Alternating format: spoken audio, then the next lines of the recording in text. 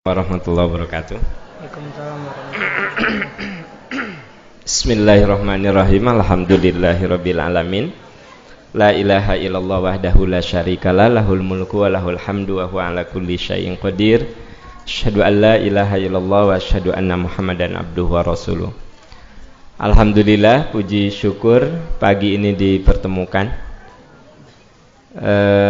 Di sebelah saya Kang Daran. Garam Daran. Daran. Ya, sok mulai Kang. Oke, pertanyaan pertama, Pak Am, keluarga saya meminjam uang ke bank konvensional untuk memenuhi kebutuhan mendesak seperti biaya sekolah. Keluarga saya pun menggunakan fasilitas kredit dengan tambahan bunga untuk membeli motor. Kedua, transaksi tersebut mengharuskan kami membayar cicilan dengan adanya tambahan bunga. Ada yang ngasih kabar, katanya ada hadis riwayat Muslim yang menyatakan baik yang memakan harta riba maupun orang yang berhutang dengan sistem riba itu dosanya sama. Bagaimana tanggapan Ustadz berkaitan dengan hadis tersebut? Ya, sebenarnya kita sudah tahu hukum riba itu adalah haram. Kalau ribanya itu riba yang 100%. La ta'kulur riba ad'afa mudha'afa. Haram kamu makan riba yang berlipat ganda. Jadi yang disepakati benar-benar haram adalah yang ad'afa mudha'afa, yang berlipat ganda, ya. Nah, itu udah nggak ada kompromi. Yang jadi perselisihan adalah bagaimana kalau tidak berlipat ganda. Karena sekarang ini tidak ada bank yang memberikan bunga berlipat ganda 100% tuh nggak ada, ya. Kalau rentenir ya jangankan 100%, 300% WA ya kan. Nah, yang biasa digunakan oleh rentenir itu yang sudah disepakati 100%, 100% itu adalah riba yang haram. Itu yang diterangkan dalam hadis, pemakan riba, pencari customer riba, mekanisme riba, penulis, maksudnya akuntan kalau zaman sekarang nih, bagian administrasi, semuanya terlibat. Tapi yang diterangkan di hadis itu adalah riba yang ad'afa mudha'afa, berlipat ganda, yang 100%. Nah, justru yang jadi perselisihan bagaimana yang tidak 100%. Seperti bunga bank konvensional itu tidak 100% gitu, ya. Nah, untuk yang itu ada dua pendapat. Pendapat pertama adalah Allah telah mengharamkan riba, wa dzaru ma baqiya minar riba, dan hendaklah kamu tinggalkan yang tersisa dari riba. Jadi ada yang menggunakan ayat ini bahwa riba itu harus nol, harus hilang, gitu. Tapi ada juga yang mengungkapkan selama di dalam sistem itu dua orang yang bertransaksi ada kerelaan dan masih dianggap adil, ya. Misalnya sebagai lembaga mendapatkan margin dari pinjaman itu 3% keuntungan untuk bayar karyawan, untuk gedung, untuk segala macam. Nah, dari 3% itu pasti ada keuntungan lagi.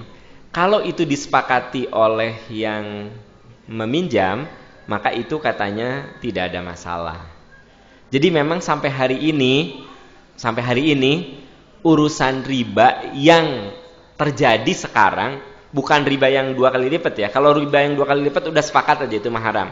Nah, riba yang di bawah itu yang masih dianggap rasional, yang masih dianggap manusiawi, yang masih dianggap pada wilayah yang sehat, nah itu yang debatable, masih bisa diperdebatkan. Dari dua perdebatan itu ada dua kelompok. Satu mengharamkan, dua mensyubhatkan. Pokoknya mah haram udah. Yang kedua minimal mensyubhatkan. Artinya gini, selama kita masih bisa cari alternatif. Kalau udah nggak ada lagi, baru itu unsur ad-darurah, kemadorotan. Nah, kalau saya dengar cerita tadi, itu nampaknya dia di posisi kemadorotan gitu loh. Seperti Ada orang nggak punya usaha, tapi kemudian dia ditawari untuk nyicil motor supaya dia bisa ngojek, ya. Nah kalau menurut saya ini lebih ke kedaruratan. Saya nggak punya kerjaan, tapi di lingkungan saya tuh kalau saya punya motor, saya masih bisa nongkrong di pinggir jalan ngojek. Tiap anu ngelangkung, neng, ojek gitu, ya kan gitu. Daripada nongkrong, ya. Nah, akhirnya saya meminjam atau saya diberi pinjaman untuk membeli motor. Tiap bulan saya cicil, jelas di situ ada bunganya. Nah, saya memahami posisi ini dalam posisi ad-darurah. Ad-daruratu tubihul mahdurah. Kemadharatan itu membuat sesuatu yang terlarang menjadi boleh. Itu merujuk kepada ayat famanidturra ghairu baghin wala adin fala itsma alaih. Kalau kamu darurat dan kamu pun nuraninya sebenarnya nggak mau, tapi ini memang terpaksa, fala itsma alaih, tidak ada dosa baginya. Seperti hanya Anda yang nyicil rumah ke bank konvensional. Itu menurut saya darurat. Kalau memang itu rumah pertama dan Anda nggak bisa ngumpulin 20 tahun. Ngumpulin 15 tahun, ya. Begitu nyampe 15 tahun, harga rumah udah masih mending, ya. Eta kepake lagi. Nabung 7 juta, kaanggo 6,5 juta. Tapi kalau saya nyicil rumah, mau tidak mau saya dipaksa untuk nah itu nggak masalah. Jadi bagi teteh-teteh akang-akang yang terpaksa ngambil rumah dari bank konvensional, nggak usah ragu. Karena Anda kan bukan untuk bersenang-senang di situ, ya. Bukan untuk bersenang-senang. Artinya apa? Emang kebutuhan pokok. Sekarang kalau saya misalnya per bulan nabung 1 juta, 15 tahun, sabaraha juta, Bu? Hitungin sabaraha? 1 juta, 15 tahun. 15 juta. 15 tahun. Ya Allah, ya gampang, 12 juta kali 15, Gusti nu Agung. Seberapa? 180 juta. Nah sekarang kalau saya 10 tahun ke depan punya uang 180 juta, dapat apa? Paling bisa beli pintuna. Tapi kalau sekarang, ya, saya nyicil tipe 21, 1 juta, 15 tahun ke depan tuh saya udah lunas. Berarti bagi rekan-rekan yang nyicil rumah karena memang itu jalan yang dianggap paling logis untuk punya rumah, menurut saya nggak ada riba di situ, gitu. Nah, yang harus jadi perhitungan tuh kalau misalnya saya udah punya rumah T3 di Setra Duta 1, Setra Sari 1, yang sekarang ditinggali 1. Tuh udah Anda mah ya sirik kan gitu. Setra Duta tipe 2000. Setra Sari tipe 1500, ya. Disewakan mah ke orang bule, mah dibayarnya dolar kan. Tinggal mah di buah batu, dah. Nah, untuk apa terlalu hidup mewah, kan biasa-biasa aja.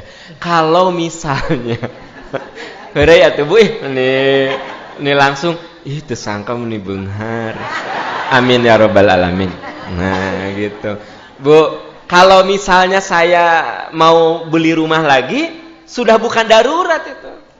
Jadi saya invest di mana, ya udah ternyata ada keuntungan di perusahaan saya.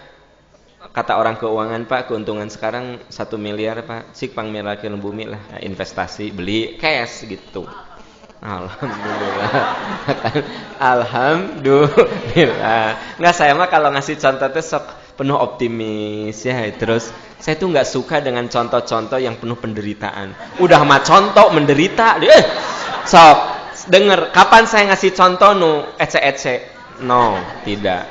Nah, kalau contoh mah nu ideal. Katanya orang-orang optimisme cara bikin contohnya pun kelihatan. Orang-orang optimis, orang-orang pesimis mah contohnya nu pika sedihun gitu. Kan gitu. Nyontoin rumah atau nu tipe 2 hiji. Ya, atau contoh ya, rumah Setra Duta tipe 2000 gitu. Strasari tipe 1500, Batu Nunggal tipe 1200 gitu.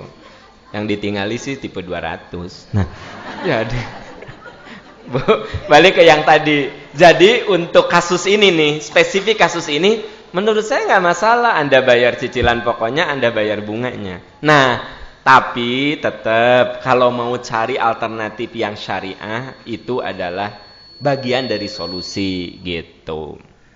Ya, itu kalau menurut teman. Tapi kalaupun mau konvensional ya, kalau posisi Anda seperti itu, ya it's okay lah, nggak masalah menurut teman saya. Tapi kalau Anda nanya ke ustadz yang lain, narasumber lain, bisa saja jawabannya beda. Dan cara berpikir orang beda, sekolahnya beda, kerangka ilmiahnya juga beda, gitu. Otaknya juga beda. Ya orangnya juga beda. Dengar ya, manusia di muka bumi ini nggak ada fotokopiannya. Nggak ada. Saya punya 3 anak beda, 3-tiganya. Bapaknya sama, ibunya sama. Makanan yang dimakan sama. Tapi cara berpikir dan perilakunya beda. Ibu bapak begitu kan? Anak ibu bapak. Tete saya tilu kumahanu 12. Kan gitu. Kebayang. Beda semuanya gitu. Makanya kalau saya ngasih materi di sini, saya udah saya sudah menyiapkan mental. Ketika ibu bapak di sini, saya enggak ada target Anda semua harus ngerti. Enggak, karena beda-beda. Ayo juga nyatet merhatikan teu ngarti. Ya. Oh, nyatet merhatikan pas pulang teh naon wallahu a'lam. Tapi ada juga yang dengerin tapi kerjaannya tuh sambil main BBM-an gitu. Gini aja. Tapi ngerti dia. Makanya saya melihat di sini nggak pernah targetnya terlalu ideal, misalnya semua kudu langsung soleh gitu, nggak juga. Atau semuanya harus mengerti. Tugas saya adalah saya sebagai narasumber melakukan yang terbaik supaya orang mengerti apa yang saya katakan. Udah segitu. Urusan Anda jadi ngerti atau tidak itu terlalu complicated untuk saya renungkan. Dan itu merenungkan 3.000, nah itu ya kan. Jadi akhirnya terserah masing-masing ya. Tapi tugas saya adalah I do my best for my audience. Itu tugas saya. Saya lakukan yang terbaik untuk audiens saya. Kang, lanjut Kang. Pertanyaan kedua, Pak Ustadz, saya perempuan berusia 26 tahun. Alhamdulillah saya orang yang cukup rajin membaca Al-Quran dan menghadiri pengajian seperti ini. Namun mengapa saya merasa ada sesuatu yang hilang atau kosong dalam diri saya? Apa ada yang salah dengan diri saya? Mohon penjelasan. Nggak ada yang salah. Ya, lanjut pertanyaannya. Nggak ada yang salah. Ya, dengar ya. Manusia itu hidup melalui sebuah proses. Jadi kalau saya sekarang duduk di sini, Anda jangan lihat saya sekarang. Proses untuk sampai saya di sini, gitu. Kalau Bapak Ibu di posisi apa sekarang, saya tahu Anda melewati proses. Sekarang kan Ibu Bapak kelihatan soleh banget. Saya tahu dulunya kan belum tentu sesoleh sekarang. Parah banget. Nah, jadi ketika saya sekarang ada di sini, cara berbicara saya begini, kerangka pikir saya begini, ya, performance penampilan begini, Anda perlu lihat. Jangan sekarang, ini berjalan melalui sebuah proses yang panjang, gitu, ya. Nah, jadi manusia itu sebenarnya diciptakan melalui tobakon antobakin. Tobakon antobakin itu melalui tahap demi tahap. Nah, Anda rajin ngaji, tapi hati masih gersang, nggak apa-apa. Tadi apa pertanyaannya? Normalkah tidak apa? Pertanyaannya. Iya, apa ada yang salah dengan diri saya? Tidak ada yang salah dengan diri Anda. Itu bagian dari suatu yang normal. Tidak ada yang salah. Jadi ada orang yang udah ngaji lama kok hatinya gersang terus ya. Tetapi ya, coba bayangkan, rajin ngaji saja gersang, gimana kalau enggak? Kabayang teteh. Nah kan? Rajin ngaji saja gersang, gimana kalau enggak? Gitu. Jadi yang ingin saya katakan di sini, selama kita berikhtiar, makanya ada para ahli yang mengatakan sukses itu bukan sekedar bersatunya cita dan kenyataan. Kan sukses itu ketika cita-cita dan kenyataan nyatu. matching, ya. Pengen punya anak laki-laki, cita-cita. Bener, anak ibu laki-laki. Itu cita-cita dan kenyataan matching. Ingin punya suami orang Batak tapi soleh, kaya, pinter, ya, kasep. Bener, ya. Cek orang teh mual mungkin kamu dapat. Kata semua orang nggak mungkin. Bener loh. Anda punya suami seperti nyata, seperti yang ada cita-citakan. Jadi cita-cita sukses itu adalah menyatunya antara cita dan realita. Apa, Bu? Apa? Menyatu antara cita dan realita. Nah, itu definisi sukses. Tapi ada juga definisi sukses yang lain. Sukses adalah proses menuju terwujudnya cita dan harapan. Proses. Jadi proses ketika kita menjalani sebuah proses untuk terjadinya cita dan realita, itu sudah sebuah sukses. Saya ulangi sekali lagi, ayana hulang-hulang. Saya tahu itu ayana. Naon kieu. Saya tahu ada beberapa yang naon sih ngomong naon eta teh. Yang namanya sukses itu cita-cita dan realitas klop. Nah gitu, ya. Aduh pengen hafal Wadduha. Ibu ngapalkeun Wadduha. Cita-cita dan kenyataan emang ibu jadi apal Wadduha. Matching, sukses. Atau sukses itu proses menuju terwujudnya cita dan realita. Jadi ketika Anda ngapalin Wadduha, tah eta teh sudah sebuah sukses. Ngapalin Wadduha wal-laili idza saja. Idza saja. Wadduha wal-laili idza saja. Idza saja. Anda sudah hafal belum? Tak, Anda belum hafal. Tapi ketika Anda berjuang, ketika sasapu, ketika ngepel ya, ketika mau nyuci piring, Wadduha wal-laili idza saja. Neng, terus naon deui Neng? Wadduha wal-laili idza saja. Neng, terus naon deui Neng? Kan ibu tadi bimbing ku anak. Anak teh muka. Ma wadda'aka, nya. Ma wadda'aka rabbuka wa ma qala. Wa ma qala. Wa ma qala. Neng, terus naon deui Neng? Jadi gini sayang. Ketika Anda berikhtiar, ikhtiar saja, itu sudah sebuah sukses. Jadi, yang Allah lihat sebenarnya memang bukan sekedar menyatunya antara cita dan realita, tapi Allah akan lihat seberapa ikhtiar dia untuk mewujudkan cita menjadi sebuah realita. Allah akan lihat prosesnya. Kan saya pernah bilang sama Anda, bahwa kalau saya sebagai manusia lihat hasil, saya ngajar, anak-anak ngerti enggak, mahasiswa ngerti enggak, udah gitu saya kasih soal, mereka semua bisa menyelesaikan soal yang saya berikan. Nah saya hanya melihat hasil, tapi saya sebagai manusia mungkin suka lupa melihat proses, karena memang ilmu kita terbatas. Nggak mungkin saya punya 10 mahasiswa semuanya saya ketahui prosesnya. Tapi Allah ilmunya kan maha luas, tak terbatas. Maha meliputi segala sesuatu. Mungkin si A dapat nilai C, tapi belajarnya lebih sungguh-sungguh dan lebih lama dari si B yang dapat nilai A. Gitu. Yang Allah lihat bukan C dan A-nya, tetapi usahanya. Makanya saya suka bilang sama mahasiswa, saya bilang yang penting Anda mau belajar sungguh-sungguh. Ternyata nilainya C, nggak masalah. Mungkin itu bawaan lahir. Makanya kalau ada mahasiswa yang nilainya C, dia bilang, maaf Pak, ini bawaan lahir. Oh ya, tenan naon. Adik kamu SD sabaraha tahun? 7 tahun Pak. Oh, tenan naon. Adik SMP 4 Pak. Adik SMA genep. Aku pikirnya, saya suka canda, SMA 6 tahun. Itu teh aya ternyata. Gusti ya Allah, ada. Ya, itu mah orangnya ngaku. Pak Am boleh percaya atau tidak? Saya itu atlet renang dan saya pernah ikut SEA Games. Pak Am asal tahu saja, beliau sekarang udah usianya udah 65-an gitu. Tapi cerita sama saya tuh SMA kelas 1 2 tahun. Kelas 2 2 tahun. Kelas 3 2 tahun. Jadi cenah ketika saya lulus SMA, teman saya mah udah ada yang bergelar BA. Dulu geningan ada ya, Suherman BA geningan aya. Ya, BA ya. Apa? Ada BSC, ada BA gitu ya.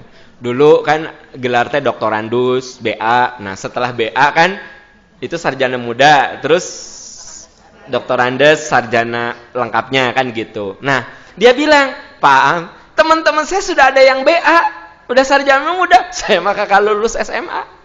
Oh gitu Pak, mata pun Pak Am ngomong gitu teh cenah eta teh nyindiran saya lain cenah. Oh sanes atuh Pak abdi mah heureuy, lin heureuy eta teh kanyataan ka Bapak cenah gitu. Oh punten atuh surep teh punten gitu. Dihampura cenah gitu.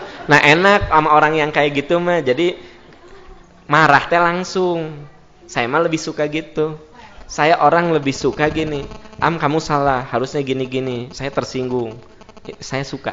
Daripada gini, cicing di depan saya. Pas pulang teh, urang masa benar nama tersinggung. Itu style orang Indonesia tuh. Jadi Ari di depan saya mahnya, di depan temannya fine aja. Jadi gimana? Udah nggak ada masalah, udah selesai. Begitu sebenarnya ya, aku teh ya. Nah, lihat perilaku anggota DPR. Kalau di forum sudah ketok palu, tok semua harus satu kata. Itu kan kesepakatan. Ini udah diketok palu dalam satu kesepakatan. Begitu diwawancara di TV, sebenarnya saya tidak setuju. Ari kamu atuh. Sebenarnya saya, kalau begitu di forum di dalam. Begitu selesai keluar, saya nggak setuju dengan keputusan itu karena saya udah ada di forum itu dan memang menurut kesepakatan jumlah suara yang tidak sependapat itu lebih kecil, ya udah saya katakan bagaimana Pak Am? Ya itulah keputusan kami dalam rapat. Ya. Bagaimana? Ya tadinya satu sama lain saling berbeda, tapi akhirnya kami sepakat begini. Gitu. Ini mah sebenarnya apa yang diputuskan oleh pimpinan sidang itu banyak sekali yang keliru. Itu puguh pisan.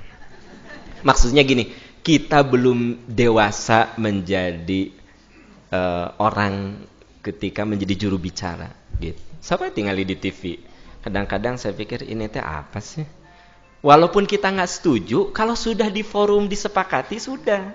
Nah, ibu bapak kayak gitu, hari ketemu maneng kumaha? Enggak ada masalah mah ke mertua teh. Enggak, udah. Hari pas ketemu dengan sesama ipar teh.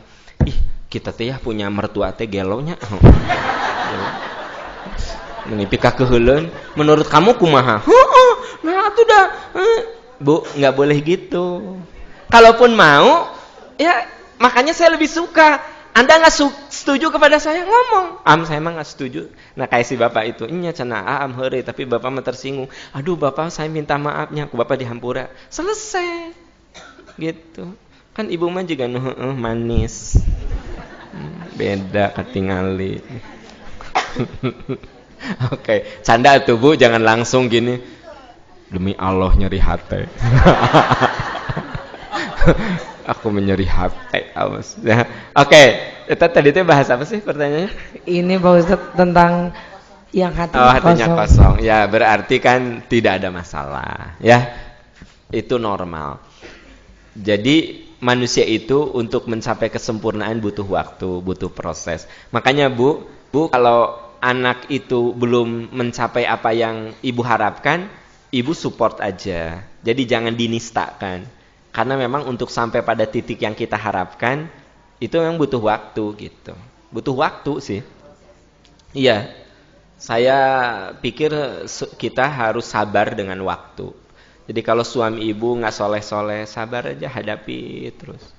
Bisa saja ibu menyaksikan perubahan. Atau bisa saja ibu keburu wafat dan suami ibu berubah setelah ibu almarhumah. Tong seserian biasa, we. Bener nggak yang saya omongin? Betul nggak? Betul. Nah, jadi ibu teh punya suami kan sekarang nggak soleh-soleh, sok terus aja bina semampu ibu, ingetin, ya. Jangan mengalah. Karena perubahan itu butuh waktu. Bisa saja Allah menunjukkan hasilnya. Jadi sebelum ibu wafat, suami ibu tuh kelihatan berubah. Atau memang itu batu ujian supaya ibu masuk surga karena suami yang tidak soleh. Baru dia soleh setelah ibu wafat. Setelah dia menikah dengan istri yang baru. Nah baru dia soleh. Kenapa? Tuh, ini rugi. Rugi. Jadi memang sih kalau dakwah pakai jiwa dagang itu memang sih. Hari jiwa dagang makan modal 10 ya. Nah, balik kudu 20 gitu. Nah, kalau dakwah mah nggak boleh gitu ya. Dakwah mah. Makanya saya suka bicara sama teman-teman yang ngadain kegiatan pengajian di rumah Anda, di rumah atau di lingkungan. Kalau ngadain pengajian itu jangan melihat berapa jumlah yang datang, tapi yang penting adakan kegiatan itu. Kan ada yang gini, Pak Am, tadinya kita sebulan sekali pengajian tuh, tapi yang datang cuma sedikit. Pernah yang hadir itu ketua DKM, sekretaris, bendahara dan ustadznya gitu. Jadi kumaha? Ya udah sekarang mah jadi 2 bulan sekali. Kalau menurut saya itu sebuah kekeliruan dalam dakwah. Dalam dakwah mah jangan nurun, terus aja jalan. Anda kira di MPI langsung segini? Enggak. 3/4 itu pun seperti sab sholat Jumatan, nggak nyampe penuh. Gitu. Ada beberapa yang sudah almarhum ya yang hadir di sini. Sedikit atau bisa gogoleran. Di belakang mah. Dan itu nggak mepet begini. Anda tahu orang habis lagi sholat berjamaah, udah. Jadi jangan Anda kira langsung kayak begini, ya. Sekarang makan kalau untuk duduk di depan teh kudu sholat subuh di jalan atuh, ya kan? Gitu. Kalau rumahnya di Garut, ya kan? Kudu sholat subuh di jalan, gitu. Nih, yang duduk-duduk di depan tuh saya tahu itu. Jam berapa, Bu? Berangkat?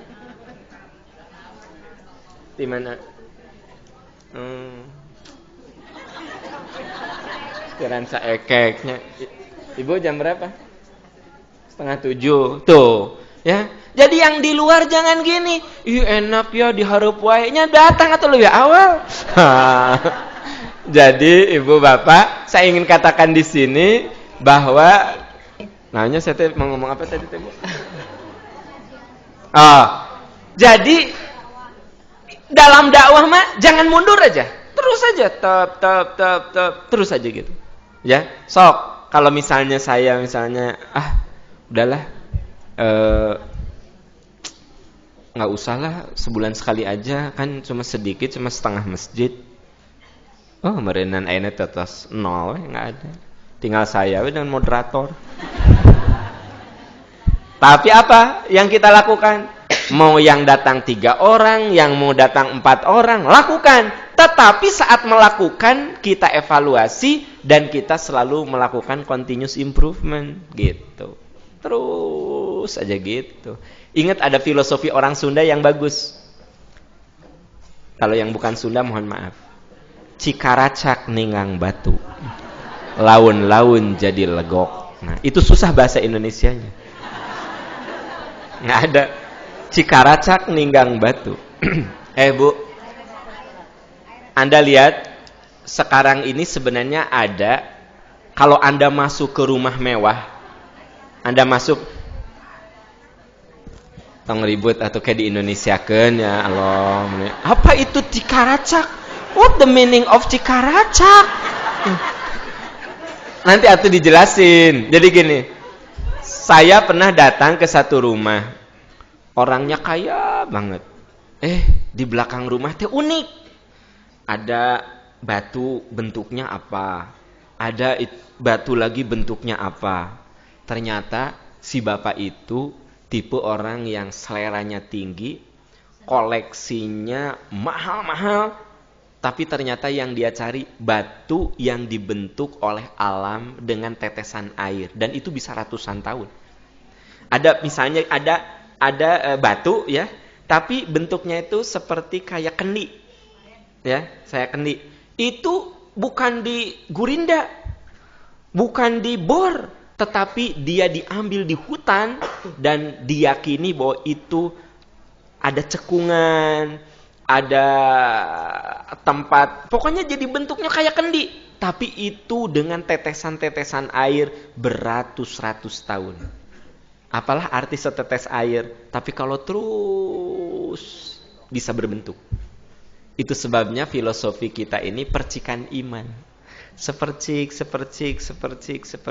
gitu. Saya pernah saya sampaikan sama Anda, tidak mungkin ada samudra kalau tidak ada percikan air. Tidak akan ada bukit dan gunung kalau tidak ada butiran pasir.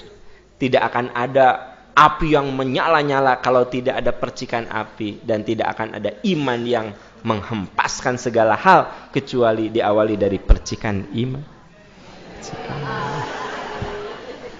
Hahihi. Teteh hasil merenung tahu. Nah, hasil renungan. Nah, terus ada lagi. Kenapa disebut percikan iman? 1 filosofi, 2 dalil. Lihat dalam Sahih Bukhari, ada orang yang sudah berjuta-juta tahun di neraka. Tapi tiba-tiba dia masuk surga, tapi surganya di pinggir surga. Kayak surga kalau hotel mah kelas melatinya gitu. Bintang 5, melati gitu kan. Ya. Asupna kagang gitu. Tongahina daripada di neraka. Anda tuh gimana? Melati juga hotel daripada neraka. Nah, itu diumpamakan seperti biji yang terbawa air bah. Anda mungkin pernah lihat di sungai itu ada pohon cabai, ada pohon mungkin malah jambu, ya. Pinggir sungai. Itu si pohon jambu ternyata tidak ditanam di situ, tapi ada 1 butir benih, ya, biji terbawa air, tek nempel. Ternyata tumbuh. Nah, ada yang di surga seperti itu. Jadi dia itu di neraka, tapi seperti biji yang terbawa air bah. Nah, lalu para sahabat bertanya, itu ilustrasi apa? Kata Rasulullah, ada orang yang masuk neraka beribu-ribu tahun, tapi Allah sangat menghargai kebaikan hambanya, dan si hamba itu di dalam hatinya ada sepercik keimanan. Nah, akhirnya oleh Allah dikeluarkan dari neraka itu karena ada sepercik keimanan dalam hatinya. Sekalipun surga yang dia dapatkan bukan surga Firdaus, tapi pinggirnya surga. Tapi dibanding dengan neraka lumayan. Nah, jadi kita punya filosofi ya adalah percikan iman dalam hati kita. Ya memang sih ada cita-cita mah langsung masuk surga ya gitu. Cita-cita mah harus begitu. Tapi kan kita nggak tahu. Dan surga dan neraka mah bukan milik kita. Otoritas Allah. Dengar baik-baik ya. Makanya jangan terlalu pede banget gitu. Insya Allah lebih surga, insya Allah. Kumaha teh? Kayaknya di surga kamu aden, aku mah Firdaus. Ari wiwi naon, wiwi mah cenah eta mah surga naonnya gitu. Meni seolah-olah tiluan teh meni kompak gitu bakal asup surga. Ya paling gini, udang saling doain ya biar kita masuk surga, saling mendoakan.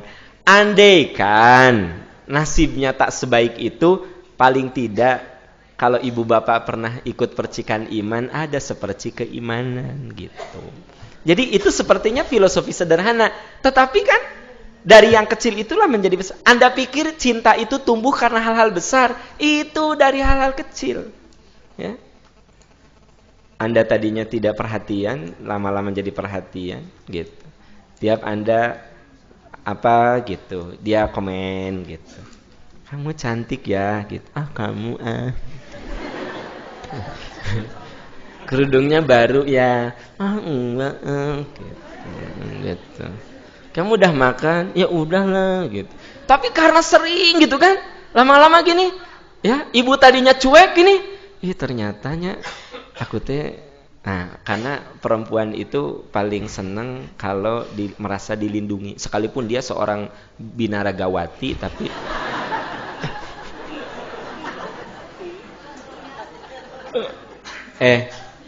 Bapak-bapak dengar ya, walaupun perempuan atau istri bapak itu seorang binaragawati, jadi ngangkat air galon teh kucuruk. Jadi angkat air galon tuh pakai kieu. Karena jadi air galon tuh, ya. Istri bapak teh binaragawati, juara olimpiade, medali emas. Kebayang tuh. Dan otomatis tenaganya dahsyat dan dia itu karirnya dari angkat besi. Dari angkat besi tapi jadi binaragawati. Dua-duanya menang. Waktu jadi angkat besi itu dia dapat olimpiade, ini juara olimpiade, piala apa? Medali emas. Jadi binaragawati. Tapi sekalipun begitu, seorang perempuan senang kalau tanda petik dilindungi. Begitu mau ngangkat dengan telunjuknya, biar mah ku ayah we, baru tiba berakak. Gitu. Ya, itulah perempuan. Ya, itulah perempuan. Gitu. Makanya bapak-bapak harus paham dong psikologi perempuan. Perempuan itu satu saja sih, jangan disakiti, dilindungi, sudah. Dia akan jadi orang yang paling setia dalam hidupnya. Betul kan, Bu? Wis, tinggal lihat. Betul, nanti beri ningali ke suami, betul. Bu, ningalina ke saya atau saya nanya, beri ningali ke suami, betul. Gitu. Jadi perempuan mah sederhana sebenarnya, ya. Cintai, jangan disakiti, ya, beri perhatian, udah. Dia akan menjadi orang yang paling setia di muka bumi ini, gitu. Dan dia akan mensupport kita kayak apapun kita, gitu. Semiskin apapun kita, dia akan support karena dia merasa emang suaminya tuh sayang sama dia, gitu. Jadi istri itu harus merasa disayang. Dengar ya Pak, belum tentu bapak ngasih segala istri merasa disayang. Bapak kasih Mercedes, bapak kasih mobil mahal, bapak kasih rumah, belum tentu dia merasa disayang.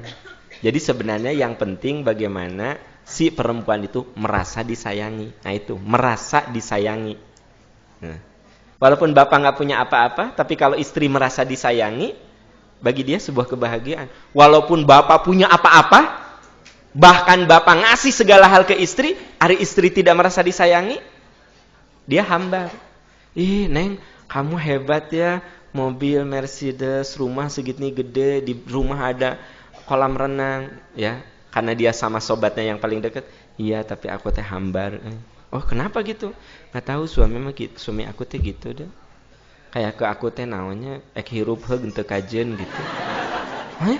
Ih, tapi kan ngasih segala. Iya, ngasih segala teh dia anggap semua yang dia berikan itu membuat aku merasa disayangi. Aku mah nggak merasa disayangi deh, gitu. Nah itu Pak, ini teh jarang sekali laki-laki yang memahami hal ini. Tadinya saya juga nggak akan ngomong deh, ya teh ilmu yang sulit, ya. Tapi ya perlu saya sampaikan, gitu. Perlu saya sampaikan, ya. Udah break dulu deh. Jawabannya nggak ada kaitan juga nggak masalah. Jawabannya nggak ada kaitan kan? Nggak masalah. Kan namanya juga tanya jawab. Nanya apa, jawab apa, nggak masalah. Karena tanya jawab. Nanya apa, ya jawab apa. Nu penting jawabannya teh manfaat, betul nggak Bu? Oh, mana yang paling manfaat Bu? Yang terakhir tadi kan? Ya, yang ibu bilang benar, baru lihat ke suami. Oke, kita break dulu aja ya. Oke, untuk tim relawan Percikan Iman dipersilakan